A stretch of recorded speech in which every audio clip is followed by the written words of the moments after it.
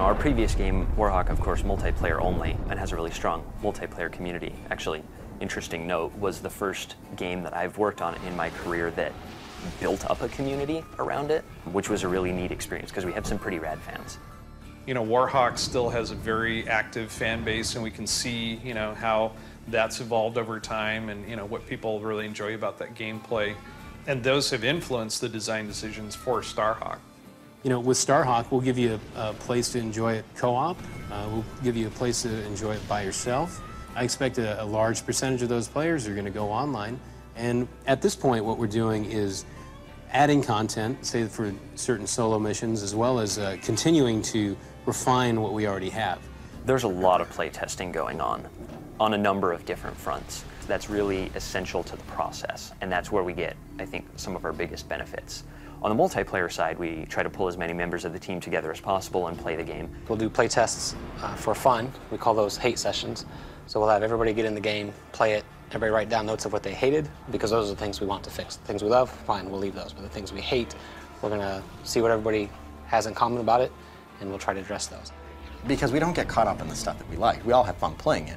But I think a lot of games go wrong because they did not have enough critical eye on removing the stuff that sucked. We have a blast when we do multiplayer sessions. They're a lot of fun. You got these guys on your butt and they're shooting you, and then all of a sudden you lay down like a turret, and just mow them down. I mean, there's nothing like that. Build walls, I'm gonna build some turrets, I'm gonna call some guys in, and it's a ton of fun. You can do the same multiplayer level hundreds of times, and it can be different every time.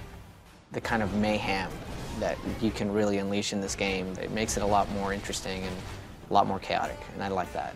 When all of the dust literally settles, there's a base here where there wasn't anything before, and that feels kind of neat. And so we're a third-person shooter, first and foremost, but we also give the player lots of different ways to participate in that action.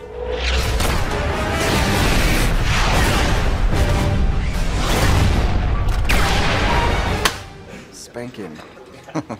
Here they've made it feel really like a personal thing, Like my 3 years of work is going to hit this crescendo when we can unveil it to everybody, and everyone's already super excited about it, so it's really cool, I know that we've put a lot of energy and time in it, and personally I feel attached to it, and personal bias aside, I feel objectively that we have a really good game and a great thing that I want other people to see and experience and feel the same excitement that I have. We have a lot of Warhawk fans, we call them Warheads, and they have a lot of questions for us, which we try to answer.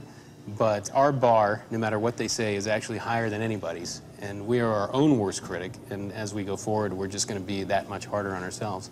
That experience from Warhawk is something that we learned from, and we're going to take it to the next level with Starhawk.